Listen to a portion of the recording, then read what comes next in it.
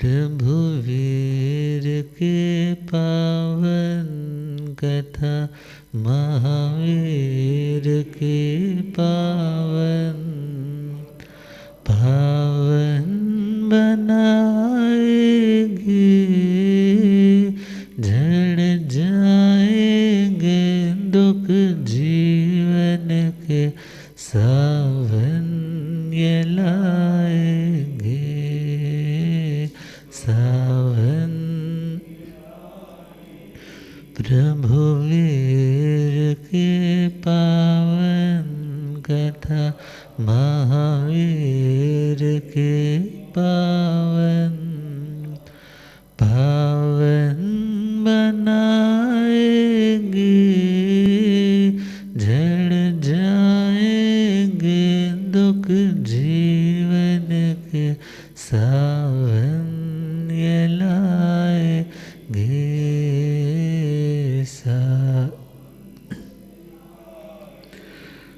आजीवक मत के लोग करे निर्ग्रंथों से उपहास, निर्ग्रंथों से उपहास, निर्ग्रंथों भांड या भांड के विषय में उत्तर थे प्रभु के पास, थे प्रभु के पास उत्तर थे।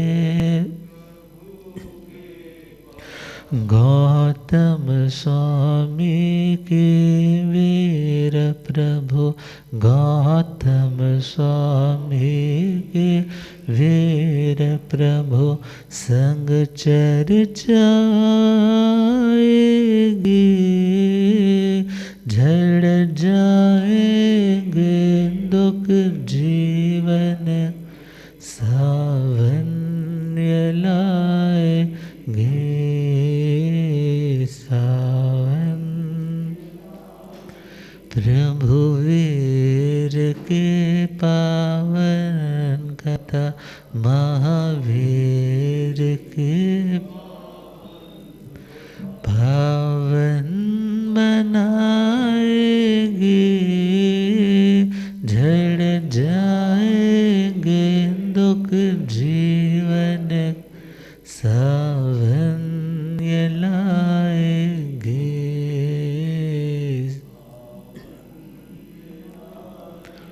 अनंत अनंत शांति के निकेतन शासनपति श्रमण भगवान महावीर स्वामी के पावन चरणारविंदों में हार्दिक भावना वंदन नमन।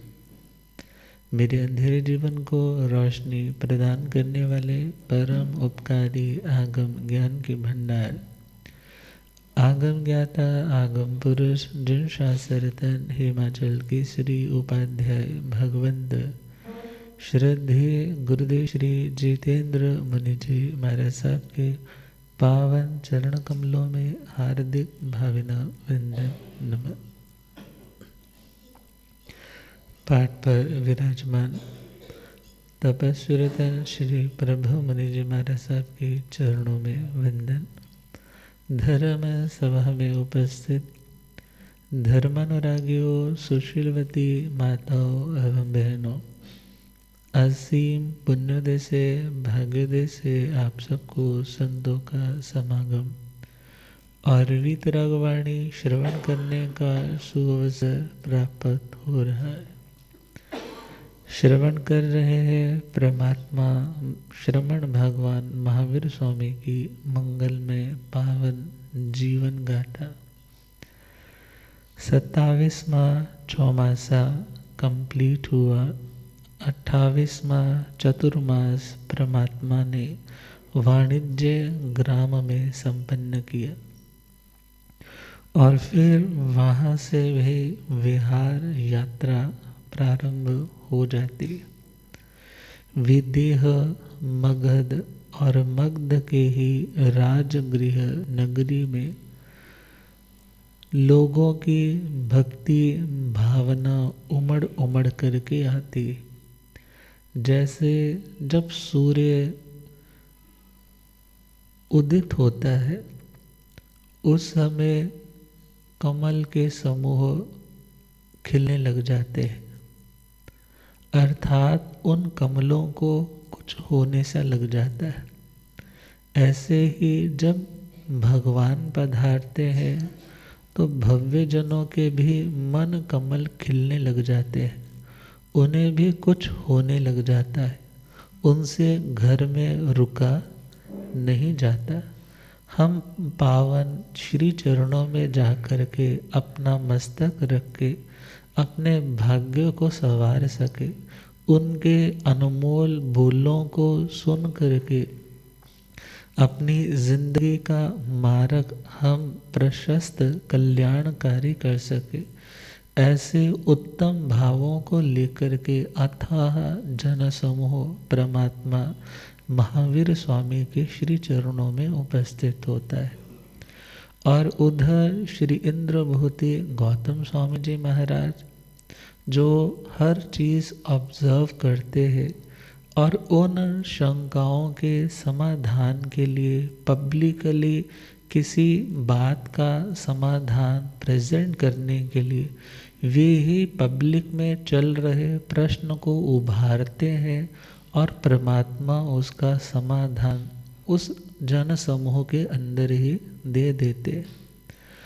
और उस नगरी के अंदर सिर्फ निर्ग्रंथों का श्रवणों का ही नहीं बल्कि गौशाल्य के मत के आजीवक मत वालों का भी अच्छा बोलबाला था। और जब कभी स्थविर संत अपनी वाचनाएं दे रहे होते या कोई व्यक्ति कुछ पूछने के लिए आ जाता तो उनमें से गौशालक मत के आजीवक मत के आकर के कभी ना कभी पंजाबी में कोई चुंडी बढ़ जाते, कोई ऐसी बात बोल जाते कि सामने वाले को थोड़ा चक्कर से में डाल जाते। और वो प्रश्न करते कि यदि आप लोग कहते हैं कि सामायिक करते टाइम जो साधक है वो पूरी तरह से संसार के समस्त पदार्थों का त्यागी हो जाता है, तो यदि सपोज सामायिक में बैठे हुए व्यक्ति का कोई उपकरण उठा कर के ले जाता है, वहाँ पर तो भांड शब्द है और पंजाबी में भांड मतलब पांडा, पांडा मतलब बर्तन, बर्तन के साथ साथ जितनी भी उपयोगी साधन सामग्री है हम उन सब चीज़ों को इसी कैटेगरी में प्रयोग कर सकते। तो कहा यदि सपोज किसी श्रावक श्राविका ने सामायिक ली हो और उनकी सामायिक में उनके किसी पदार्थ को कोई उठाकर ले जाए, तो पहली बात है यदि उसने उस वस्तु का त्याग किया तो उसका वो पदार्थ अब अपना नहीं रहा। अब क्या नहीं रहा? अपना नहीं रहा। जब अपना नहीं रहा तो क्या सामायिक पारने के बाद वो व्यक्ति उस वस्तु की खोज करता है या नहीं करता है? तो बोले जी खोज करता है। बोले यदि खोज करता है इट मीन्स वो भांड जो था उसके लिए अभांड नहीं बना, अर्थात उसने अपनी आसक्ति को तो छोड़ा ही नहीं। जब ऐसी बात करते तो गौतम स्वामी जी महाराज प्रभु से पूछते कि प्रभु इसका क्या समाधान देना चाहिए। सामायिक में श्रमणोपासक त्यागे धन और माल, त्यागे धन और माल, त्यागे चोर चुरा ले जाए क्या फिर करता वो पड़ताल, करता वो पड़ताल, करता यदि त्यागा था फिर उसके, यदि त्यागा था फिर चिंता क्यों सताएगी, झड़ जाएंगे दुख जीवन के, सावन ये लाएंगे सावन। प्रभु फरमाए गौतम श्रावक, मुक्त न ममता से, मुक्त न ममता से। हाँ श्रावक मुक्त न, सामायिक में साधना वो करते समता से, करते समता से, करते सामायिक के बांध, सामायिक के वो ममता फिर जुड़ जाएगी, झड़ जाएंगे दुख जीवन, सावन ये लाएंगे सावन। परमात्मा कहने लगे, जब कभी एक श्रावक गृहस्थी समाई करता है, उस टाइम अपने आभूषण इत्यादि का वो त्याग कर देता है। जब उसने उन आभूषणों का या घर के पदार्थों को त्याग दिया कि मैं इस टाइम क्या कर रहा हूँ, समता की साधना। इस टाइम ये दुनिया के जितने भी पदार्थ है मेरे लिए पर है, पराये है, ये मेरे अपने नहीं। अब विचार करना है, सामायिक में सत्य की आराधना की जाती।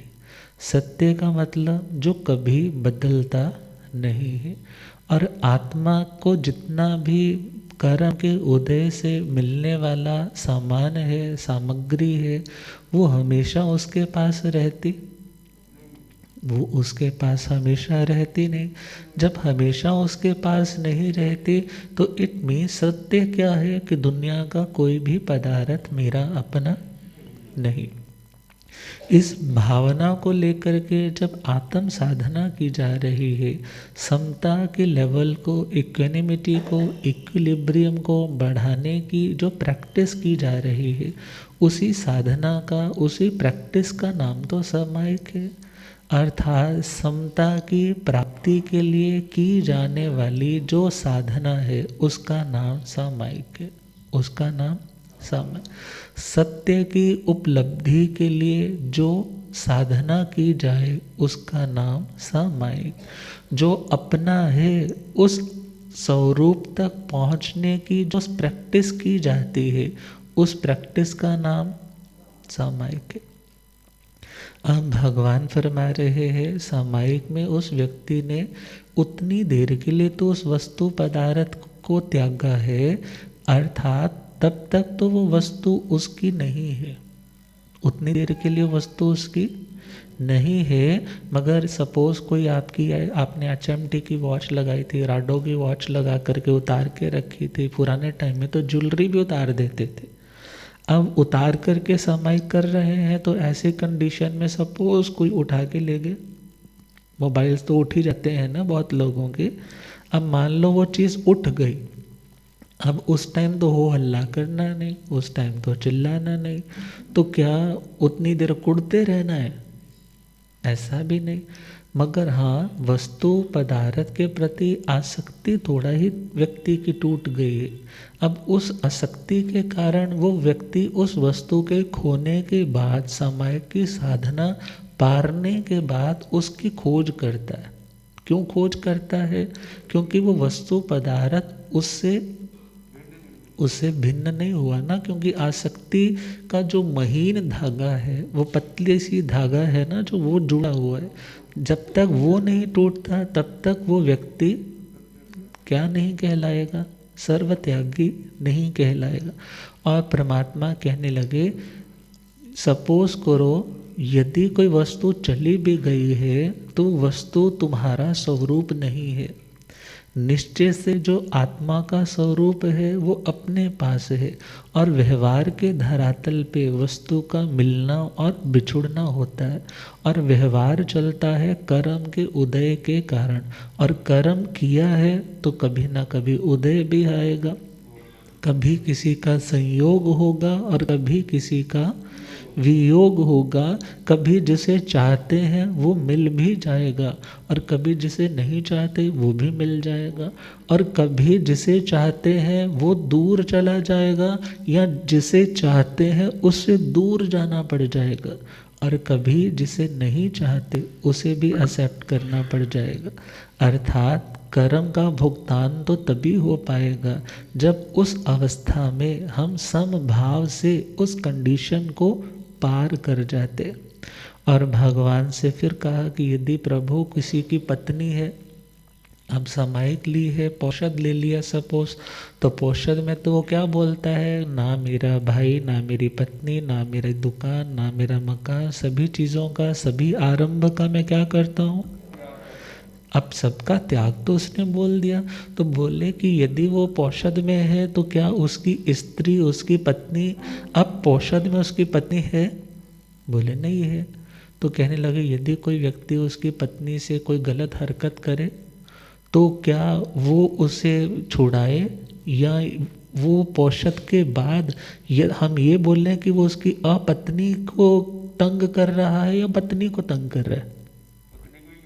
क्या क्वेश्चन किया कि उसकी पत्नी को टॉर्चर कर रहा है या अपत्नी को टॉर्चर कर रहा है, तो भगवान ने बोला पत्नी ही बोला जाएगा, उसे अपत्नी नहीं बोला जाएगा, क्योंकि निश्चय का धरातल तो ऐसा है जो कहता है एकत्व भावना, जो कहता है अन्यत्व भावना, तुम अकेले हो, तुम सबसे जुदा हो। अब ये भावना तो है एकत्व और अन्यत्व भावना, मगर व्यवहार का धरातल कहता है जो कर्म से संयोग बने हैं, रिश्ते जुड़े हैं, जो जो नाम उपाधियां बनी है, उपाधि का मतलब जो चीज़ तुम्हारे ऊपर थोप दी जाती है, तुम्हारे साथ जोड़ दी जाती है, कम्मुणा ओवाहिंग जायाई, क्योंकि कर्म से उपाधि का निर्माण होता है। अब कर्म है तभी कोई नारकी है, कर्म है तो कोई त्रियंच कहलाता है, कोई मनुष्य कहलाता है, कोई देव कहलाता है, कर्म के कारण, नाम कर्म के कारण कोई सुंदर कहलाता है, कोई बड़ा बदसूरत कहलाता है, किसी को बोलते तू तो राजहंसों की तरह चलता है, किसी को बोलते हैं तेरे को तो चलना ही नहीं आता। अर्थात ये सारी चीज़ें भिन्नताएं किनके कारण आई, कर्म के कारण। अदरवाइज चलें तो यदि एक नए उठाएं तो वहाँ पर ठाणक जी के पहले ठाणे में आता है एगे आया, आत्मा एक है, आत्मा एक का मतलब क्या, असंख्यात प्रदेशी आत्मा जैसी मेरी है वैसी ही हर जीव राशि की है, अर्थात जैसा चेतना लक्षण मुझ आत्मा का है वैसा चेतना लक्षण सब आत्माओं का है, जैसा संवेदना लक्षण मुझ आत्मा का है वैसा चित संवेदना लक्षण प्रत्येक आत्मा का है, जैसे जानना और देखना मुझ आत्मा का स्वरूप है, धर्म है, क्वालिटी है, एट्रीब्यूट है, वैसा ही प्रत्येक आत्मा का है। किसी का विकसित है, किसी का कम विकसित है, किसी का ज़्यादा विकसित है, किसी का पूर्ण विकास को प्राप्त है और किसी का बहुत कम है, निगोद में चले जाए तो बहुत कम है, मगर वो जीव कभी अजीव नहीं होते और अजीव कभी जीव नहीं होते। अब वो एगे आया वाला कॉन्सेप्ट अक्सर दुनिया में हम लाइन सुनते ना, गॉड इज़ वन, परमात्मा एक है, सब एक है, वो किस दृष्टि से है। वैसे तो Jainism believe in multi God theory, multi God theory मतलब सिद्ध भगवान कितने हैं, सिद्ध भगवान कितने हैं, अनंत है। अब अनंत है मगर फिर भी एक है, अनंत है फिर भी क्या है, कहते हैं समझदार लोग जो होते हैं ना उनकी राय एक होती, जो समझदार लोग होते हैं उनकी राय एक होती, और जो मूर्ख लोग होते हैं उनकी जितने बंदे होंगे उतनी उनकी राय होगी। मगर सिद्ध भगवान तो सभी के सभी समझदार है, उस सच्ची समझ से युक्त है, कर्मों से पूरी तरह से मुक्त है। तो ऐसी आत्माएं अपने स्वरूप की दृष्टि से सारी की सारी एक जैसी है। इसलिए हम जैनिज्म के अकॉर्डिंगली बोल सकते हैं गॉड इज वन। किस कंसेप्ट के अकॉर्डिंगली? उस मुक्त दशा के अकॉर्डिंगली, कि सभी मुक्त हैं, सभी अनंत ज्ञान अनंत दर्शन से युक्त हैं, सभी अनंत सुख समाधि से युक्त हैं। वीरंतराय कर्म को उन्होंने क्षय कर दिया, आठों कर्मों को क्षय कर दिया। उस दृष्टि से हम कह सकते हैं वो आत्माएं एक।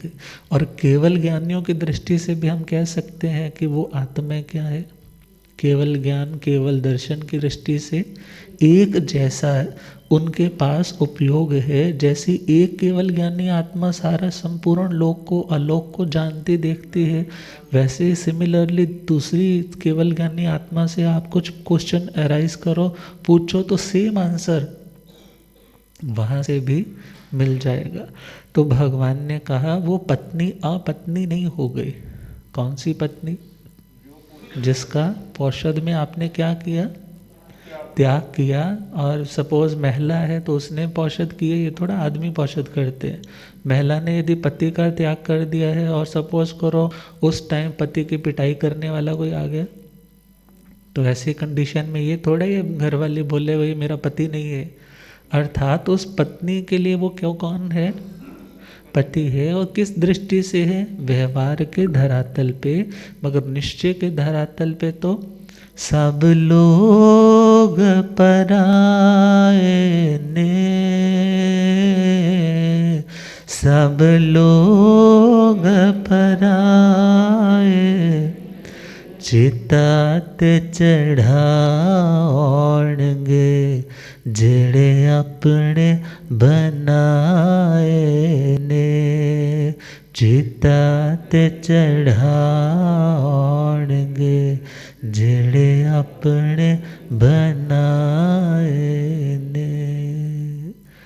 तो भगवान ने बिल्कुल सरलता से उत्तर दिया कि यदि वो श्रावक बाद में अपने उस बर्तन इत्यादि की, अपने उपकरण आदि की गवेषणा में सर्च करता है, खोजता है, तो उसका खोजना कर्तव्य है। मगर ये नहीं कह सकते कि जो चीज़ उसकी सामायिक के टाइम भांड हो गया था तो वो बाद में उसको खोज नहीं सकता। क्यों? क्योंकि उसने ममता को भी त्यागा, ममता को त्यागा नहीं। भगवान के टाइम की ही एक पुराने संत स्टोरी सुनाया करते थे कि एक बार एक श्रावक सामायिक में बैठे और सामायिक करने से पूर्व उन्होंने अपनी अंगूठियां भी उतार दी है। क्योंकि जब हम पढ़ते हैं जहाँ पर श्रवणोपासकों का वर्णन आता है कुंड कौलिक जी का, उपासक दशांग जी में, तो उनमें भी यही आता है कि वो नामांकित मुद्रिका भी उतार देते हैं और उन्होंने जो अपनी धर्म प्रज्ञप्ति स्वीकार की है उसके अकॉर्डिंगली वो साधना करते हैं। तो उस श्रावक ने भी अपना 9 लखा हार, बहुत महंगा रहा होगा, 9 लाख की कीमत रही होगी, आभूषण इत्यादि, जहाँ पर खूंटी पे अपने कपड़े उतार करके, कपड़े चेंज करके अपनी समाइक करने बैठा होगा, सब उतार करके बैठ। और सब लोग जानते हैं कि ये बड़ा निर्लेप श्रावक है। ये श्रावक कैसा है? निर्लेप मतलब जब ये अपनी समाइक करता है तो पूरे प्रॉपर तरीके से करता है, इसको दुनिया के प्रति कोई लगाव नहीं होता। अब जैसे एक दूसरा श्रावक था, उसके घर में व्यापार में हर जगह घाटे पे घाटा पड़ने लगा।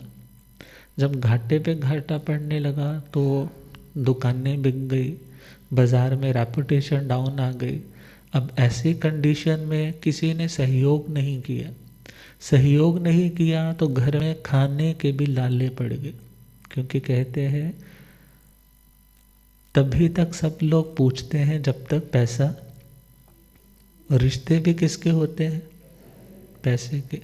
आज तुम्हारे से कोई सलाह मांगता है ना, तो तुम समझदार बहुत हो शायद इसलिए नहीं मांग रहे, क्यों मांग रहे हैं? क्योंकि तुम्हारा स्टेटस अच्छा है, 4 लोग तुम्हें जान पहचान करते हैं, तुम पैसे वाले हो। और इसी के कारण दुनिया में मेंटालिटी बन जाती है, जिंदे कोठे दाणे औंदे कमले भी सियाणे।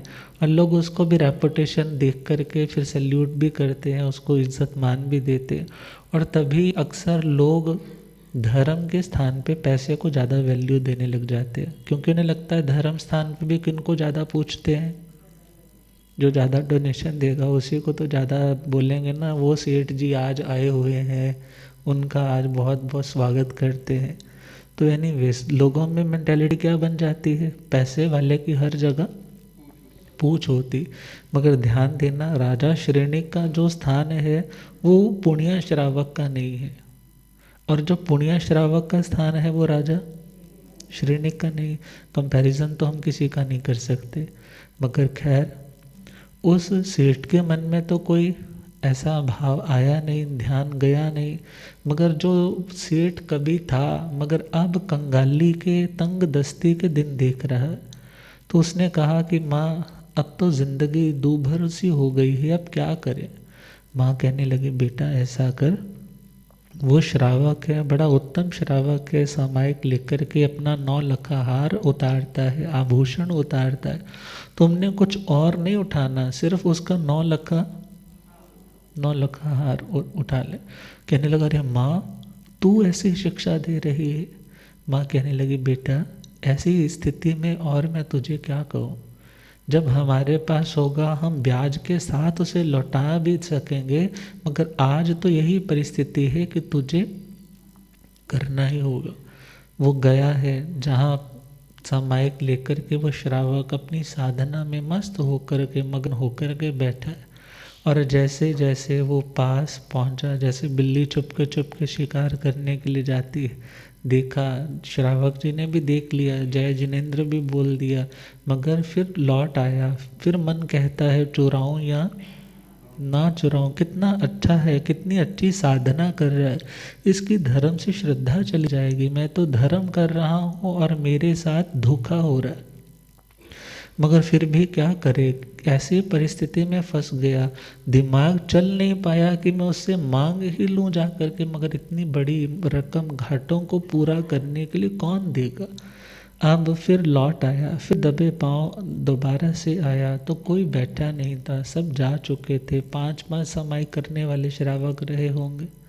अब जैसे ही खूंटी पर टंगे हुए उन वस्त्रों को देखा और वस्त्रों के साथ उस हार को देखा, और चुपके से उस हार को उठाया और अपने बगल में थैले में छुपा कर के चला आया। जैसे ही आ रहा है तो ये सारी स्थिति किसने देख ली,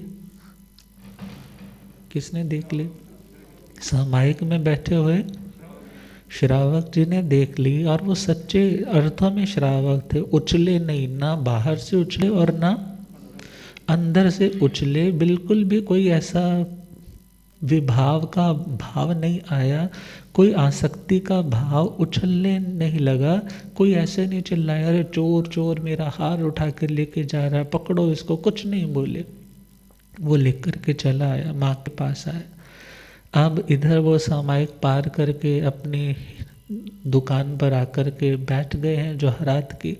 जैसे ही बैठे हैं सोच रहे हैं चलो यदि अपना होता तो आ जाता, और यदि अपना नहीं है तो नहीं आएगा। अब इधर माँ के पास पहुँचा, माँ से कहने लगा माँ अब क्या करना है। माँ कहने लगी वो श्रावक इतना धार्मिक है, मगर उसकी धार्मिकता की, उसकी प्रामाणिकता की आज परख भी हो जाएगी। ये हार उसी के पास लेकर जाओ। ये हार कहाँ लेकर के जाओ? उसी के पास लेकर के जाओ और उसके पास गिरवी रख कर के उससे पैसा लेकर के आओ। और यदि वो दे देता है, और मुझे पूरा विश्वास है कि वो देगा, वो मना नहीं करे। और जैसे ही वो आया है, और आंखों से आंखें कहाँ मिलाई जाती है, मगर फिर भी हिम्मत करके कहा सेठ जी ये हार 9 लखा मेरा हार है, आप इसको गिरवी रख लीजिए, और मेरे को पैसों की ज़रूरत है, घर में खाने के लिए पैसा, दाने नहीं है, दाने लाने के लिए भी पैसा चाहिए, इसलिए आप मेरा ये हार अमानत के रूप में गिरवी रखिए, तो मेरे को पैसे दे दीजिए। जैसे ही सेठ जी ने सुना, हार तो पहचाना के रोज गले में पहना जाता है, पहचान गए।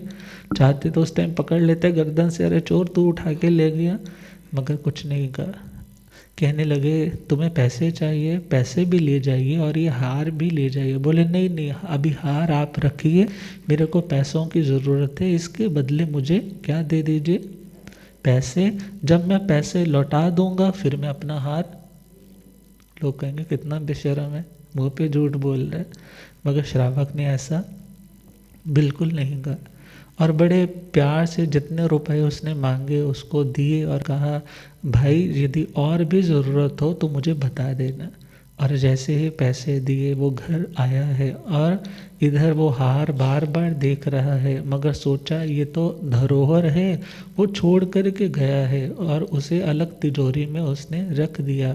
ये नहीं कहा कि वापस आ गया मैं पहनूं जो मर्जी करूं, मगर उसके बदले वो तो रुपए लेकर के घर आ गया। समय बीतने लगा और दुनिया में चर्चे भी होने लगे कि उसने क्या किया था, उसका हार चुराया और हार चुरा कर के वो उसी के बदले क्या लेकर के आया, मगर समता।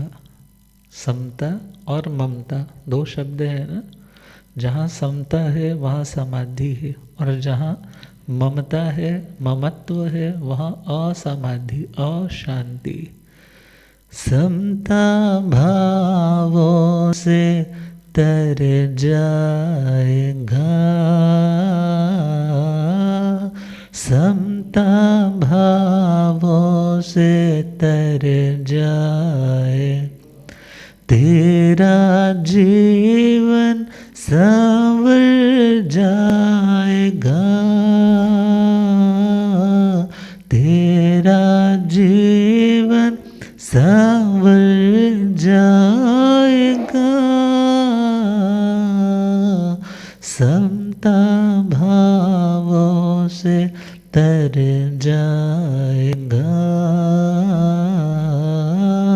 समता भावों से तर।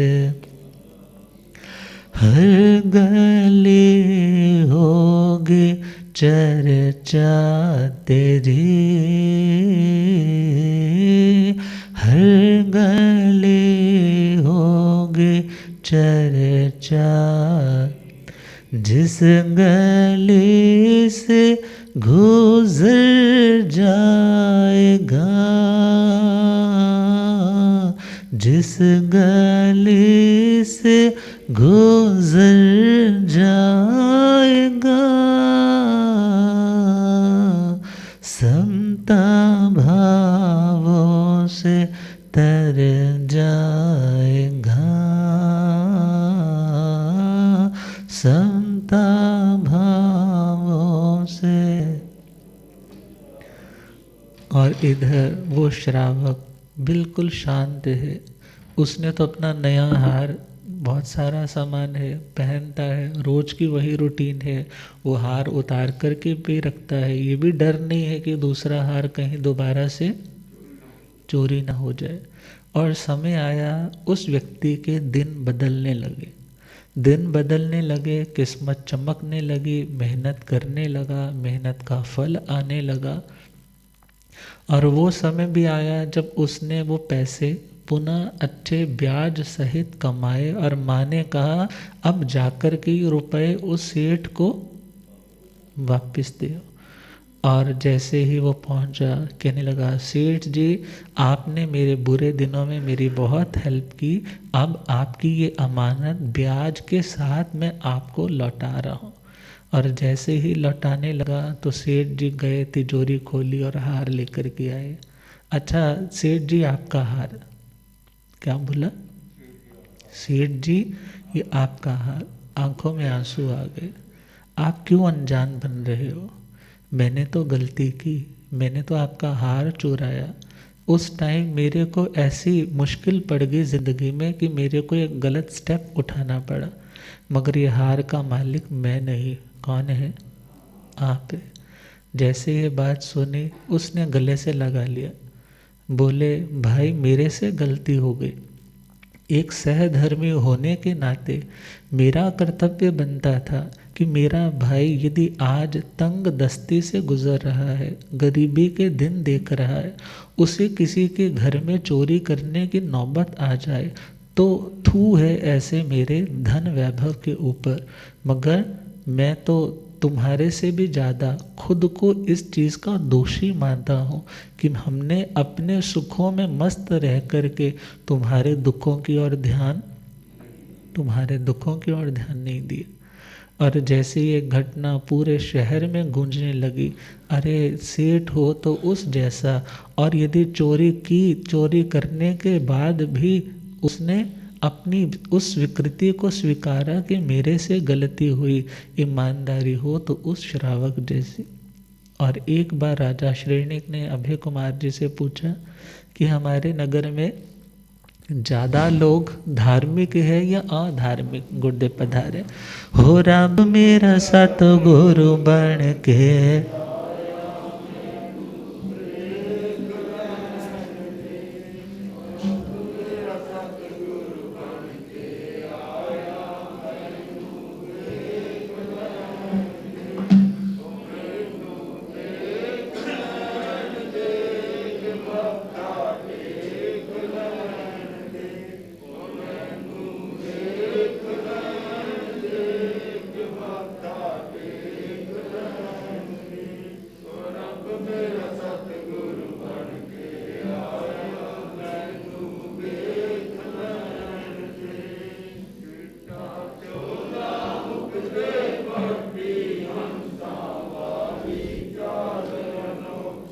चिट्टा चोला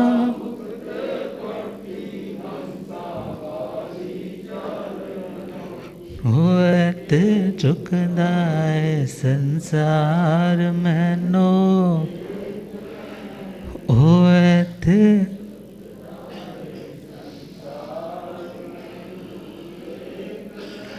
हो रब मेरा सतगुरु बन के आया मैनो। हो पौंदे पौंदे पानी देंदा, सूखे बूटे हरे कर देंदा। पौंदे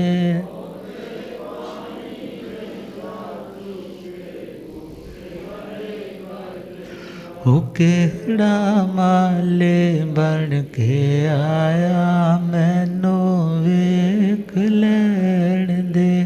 हो केड़ा माले बन के आया मैनू, हो रब मेरा सतगुरु बन के आया मैनू।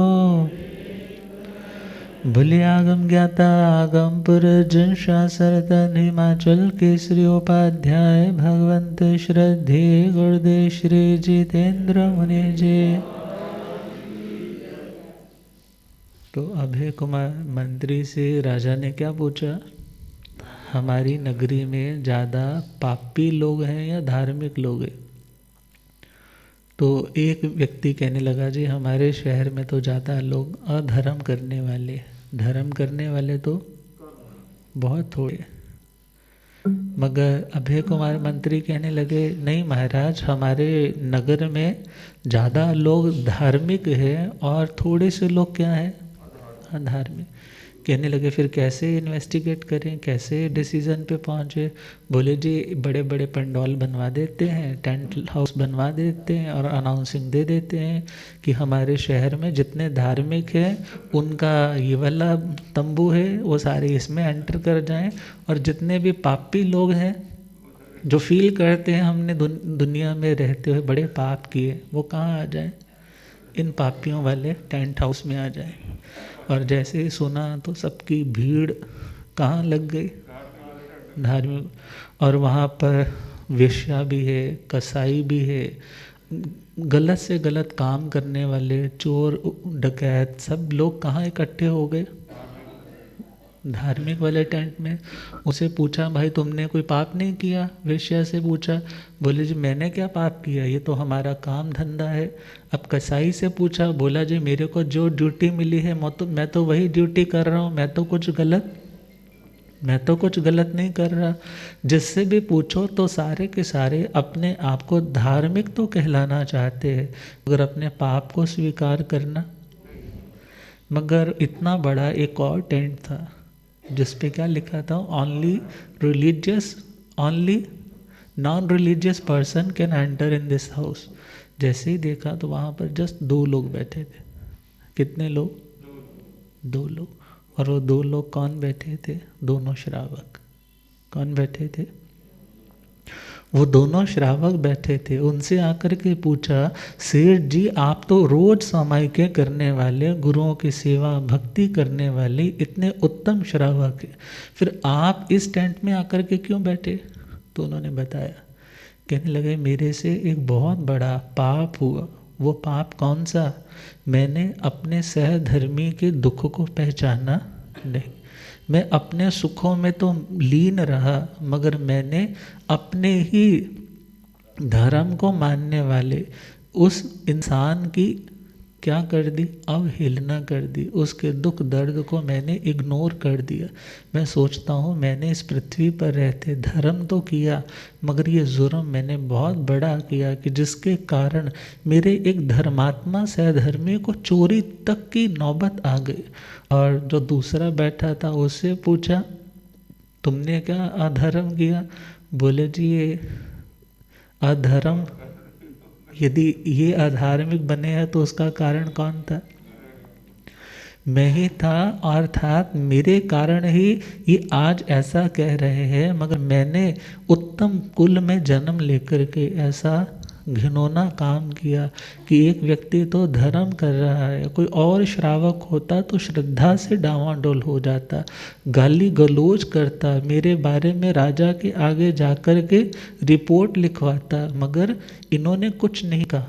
मगर मैं खुद को क्या समझता हूँ? मैं खुद को गिल्टी कॉन्शियस के कारण खुद को दोषी समझता हूँ।